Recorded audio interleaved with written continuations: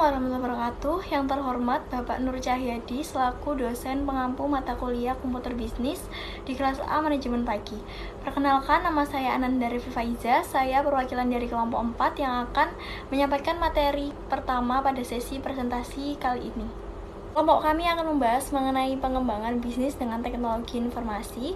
Berikut adalah nama-nama kelompok kami. Yang pertama adalah Ananda Faiza dengan NIM 210301029. Yang kedua ada Neriza Herdina yang dengan NIM 210301043. Untuk yang selanjutnya adalah sesi presentasi. Untuk materi pertama akan saya bacakan dan untuk materi selanjutnya akan dibacakan oleh rekan saya. Oke, untuk materi yang pertama kita akan membahas tentang pemanfaatan teknologi informasi dalam berbisnis.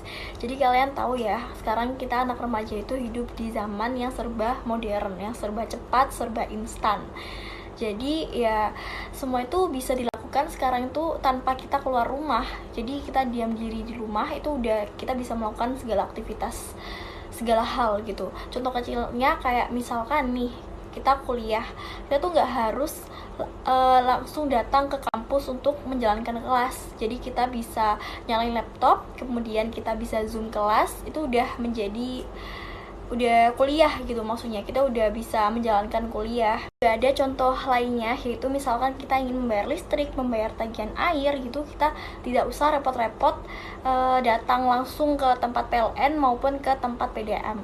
Jadi itu udah bisa dilakukan secara online melalui aplikasi yang udah dirancang secara online juga, dan pembayarannya itu biasanya melalui via M-Banking ataupun ShopeePay, GoPay, dan lain-lainnya. Itu bisa dilakukan. Sekarang itu emang mudah, instan, dan cepat gitu. Dari hal tersebut tadi, kita tidak bisa memungkiri bahwa pentingnya peranan teknologi informasi dalam kehidupan kita. Kita udah 2 tahun ini merasakan pandemi ya. Jadi yang awalnya kita itu serba offline, serba ribet, pokoknya serba rumit gitu ya pas dulu belumnya pandemi. Tapi setelah ini pandemi, semuanya itu serba online, serba instan gitu. Dari anak-anak yang dulunya itu kurang gaptek ya, bahasanya gaptek, terus kurang mengerti teknologi informasi, pokoknya kurang mengerti IT, itu dipaksa secara langsung kita harus mengerti gitu loh.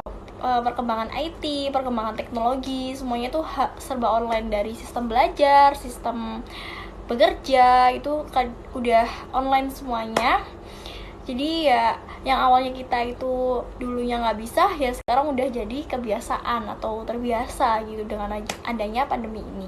Yang faktanya teknologi informasi ini tuh adalah bagian yang sangat penting bagi setiap perencanaan bisnis. Jadi sekarang ini hampir dari keseluruhan perusahaan itu sudah menggunakan teknologi informasi, baik dari perusahaan berskala kecil maupun perusahaan yang berskala besar. Karena dengan adanya teknologi informasi itu memberikan dampak yang baik, itu berguna sebagai aktivitas yang dibutuhkan untuk memberikan peningkatan terhadap layanan bisnis yang mereka kelola. Sekarang tuh udah banyak menghadirkan aplikasi-aplikasi online, misalnya kayak e-bisnis, e-commerce, ataupun e-banking. Di dalam kayak aplikasi-aplikasi tersebut juga ada OLX, Tokopedia, Lazada, Shopee, dan lain-lainnya. Masih banyak lagi ya. Misalnya ada Bukalapak, ini adalah jenis e-commerce di Indonesia yang dikenal kuat dan didirikan pada awal 2010 dengan sumber daya yang sangat terbatas. Dalam kurun waktu cuman dari 2 tahun aja, itu udah menghadirkan 25.000 resellers dan 60.000 pengguna. Dan masih banyak aplikasi-aplikasi online lainnya yang sekarang itu udah digunakan dan banyak banget peminatnya. Yang saya sebutkan tadi kayak Shopee, Bukalapak, Lazada, dan lain-lainnya. Kalian bisa baca di PPT sendiri. Ini udah saya startkan. Jadi untuk materi yang kedua, ini kita membahas tentang peranan penting teknologi informasi dalam bisnis. Jadi yang sudah saya sebutkan di awal tadi, bahwasanya peranan teknologi informasi ini sangat penting banget. Contoh kecilnya juga kayak mempermudah cara komunikasi. Dulu itu perusahaan-perusahaan ini menggunakan sistem by email. Jadi email ini adalah sarana utama komunikasi antara karyawan, pemasok, dan juga pelanggan. Dan email ini adalah salah satu pendorong dari awal internet.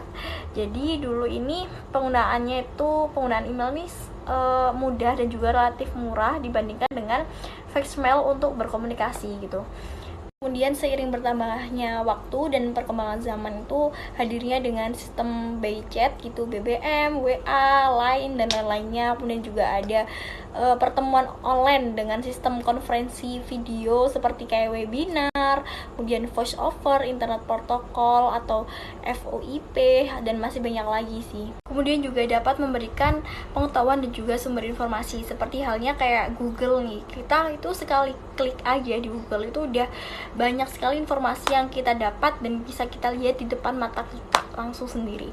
Cuman kita juga harus memilih mana yang harus kita butuhkan di Google dan mana yang harus kita yang mana yang nggak kita butuhkan gitu di Google. Jadi kita harus memisahkan ke antara dua belah pihak tersebut.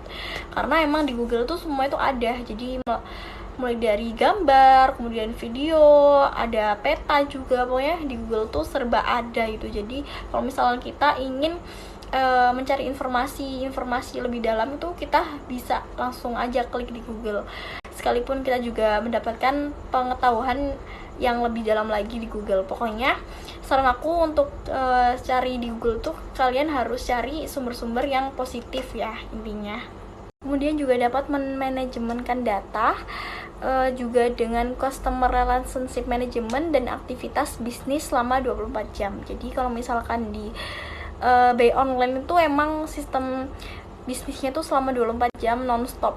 Beda dengan offline ya, udah ada aturan jamnya. Untuk materi yang selanjutnya adalah materi tentang dampak perkembangan teknologi informasi. Seperti yang saya bilang, di teknologi informasi ini tuh juga banyak pengaruh positifnya dan juga banyak pengaruh negatifnya. Sepadan ya. Jadi ini kita nih haknya kita untuk memilih, kita mau memilih di jalur yang benar atau kita memilih di jalur yang salah. Saran aku, kita harus memilih di jalur yang benar agar kita menjadi pribadi yang lebih pintar, lebih paham menggunakan cara teknologi dan lebih cerdas gitu.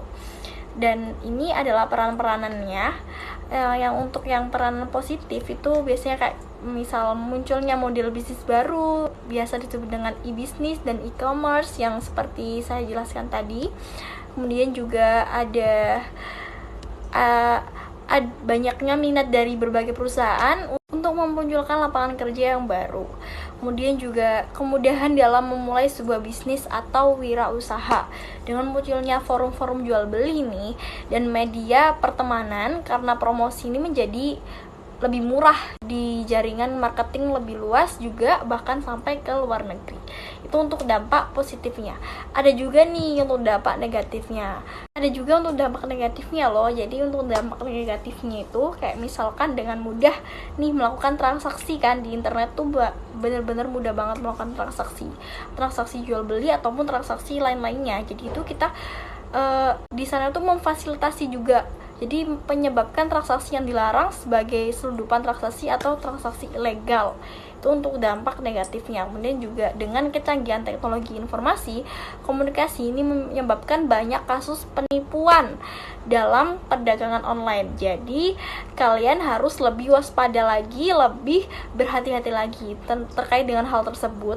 Kemudian juga ada cracking. Cracking ini apa nih? Cracking itu adalah usaha memasuki secara ilegal sebuah jaringan dengan maksud mencuri, kemudian mengubah atau menghancurkan file. Untuk materi yang selanjutnya akan dibahas oleh rekan saya. Untuk waktu dan tempat kami persilahkan. Materi selanjutnya adalah mengenai pemberdayaan teknologi informasi untuk keunggulan bisnis, seperti teknologi informasi sebagai aplikasi iptek. Ilmu pengetahuan dan teknologi atau disingkat iptek saat ini merupakan kata kunci bagi keberhasilan pembangunan suatu bangsa maupun suatu perusahaan. Hal ini menunjukkan adanya pergeseran yang besar dalam paradigma pembangunan suatu negara, yang semula hanya mengandalkan sumber daya alam sebagai tumpuan pembangunan, berubah menjadi sumber daya manusia dan sumber daya iptek.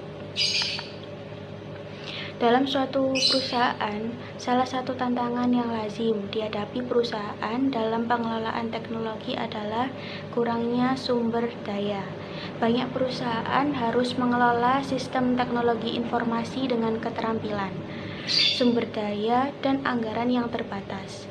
Terbatasnya jumlah sumber daya manusia atau disingkat SDM dan tingginya Tingkat turnover SDM membuat perusahaan kewalahan dalam mengantisipasi kebutuhan pasar dengan kemajuan teknologi yang begitu dinamis. Selanjutnya adalah kebutuhan teknologi informasi dari aspek ekonomi. Persaingan globalisasi mendorong perusahaan pos mencari cara untuk mengurangi biaya, peningkatan produktivitas, dan memperbaiki pelayanan kepada konsumen melalui perusahaan dalam setiap proses bisnis yang dilakukan. Era digitalisasi mengakibatkan perusahaan dihadapkan pada lingkungan jaringan global untuk melakukan transformasi menjadi electronic business dengan memperkenalkan sistem berbasis web dan aplikasi elektronik e-commerce pada semua kegiatan operasional perusahaan. Dalam e-commerce, semua transaksi bisnis dilakukan berbasis elektronik melalui internet dan jaringan komputer. Jaringan komputer ini membantu perusahaan untuk bertahan dan memenangkan persaingan serta mencapai tujuan perusahaan, yaitu tujuannya untuk memperbaiki produktivitas, menurunkan biaya produksi, memperbaiki pengambilan keputusan, meningkatkan hubungan dengan konsumen, dan mengembangkan aplikasi baru. Perencanaan bisnis dalam era digitalisasi ekonomi sangat dinamis dan kompleks, sehingga dalam pengambilan keputusan bisnis diperlukan perubahan stimulasi model. Kondisi ini memerlukan perbaikan efisiensi operasional untuk meningkatkan daya saing dan kinerja bisnis secara menyeluruh. Seperti penyelenggaraan bisnis pos, contohnya di PT Pos Indonesia. Komitmen pimpinan PT Pos Indonesia dalam pemanfaatan teknologi informasi semakin gencar untuk memberikan percepatan dan ketepatan dalam pelayanan yang diberikan kepada konsumen. Oleh karena itu, PT Pos Indonesia melakukan restrukturisasi organisasi dan manajemen. Salah satunya menempatkan bidang teknologi informasi sebagai unit kerja yang penting dalam kegiatan operasional perusahaan.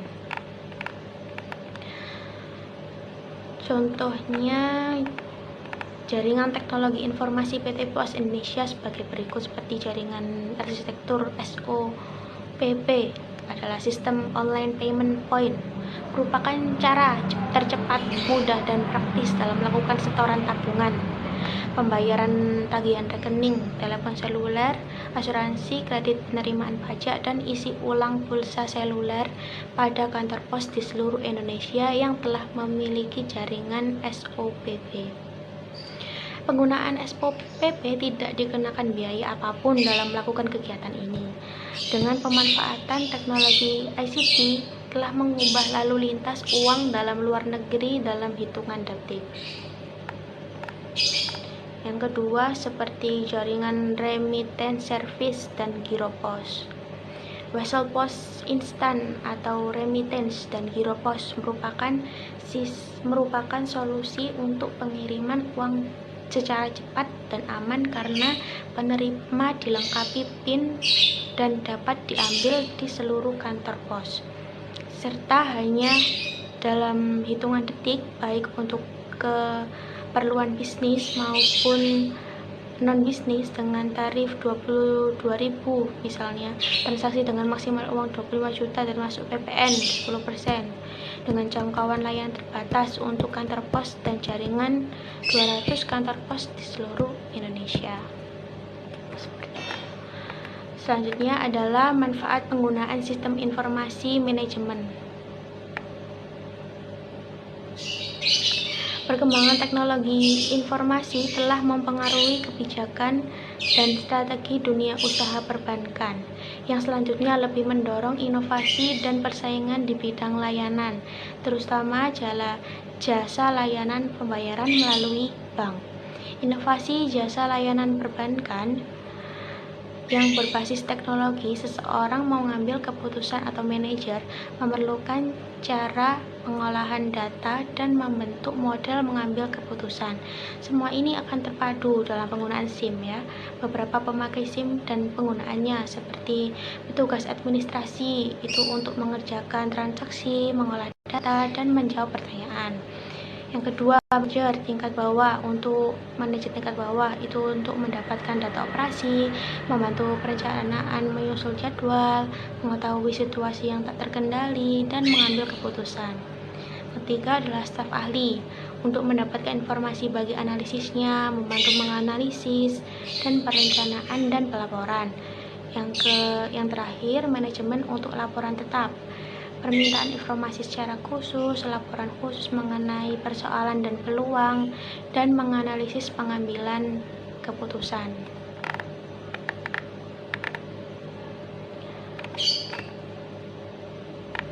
Di perusahaan dagang seperti kayak department store itu telah menggunakan mesin cash register atau mesin kasir yang dilengkapi dan dengan kendali komputer sehingga mesin tersebut dapat dikendalikan oleh pihak manajer hanya dari ruang kerjanya secara cepat dan tepat untuk scanning barcode, kode barang dagangan, menghitung laba rugi, inventaris, dan sebagainya. Dalam bidang komunikasi, biasanya jalur komunikasi antar karyawan baik dalam suatu departemen maupun antar departemen biasanya dilakukan dengan email atau surat atau form.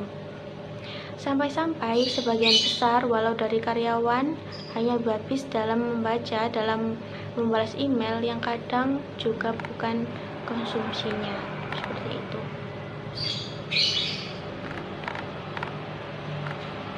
Selanjutnya adalah konsep SIM itu memiliki kelemahan.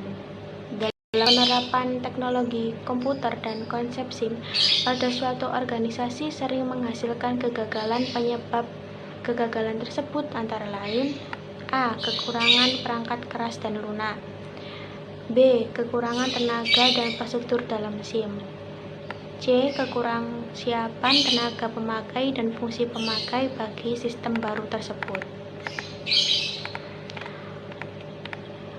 Dari kesimpulan dari materi yang telah kami sampaikan adalah adapun pengaruh dan peranan teknologi informasi secara tidak langsung telah membuat bisnis berkembang.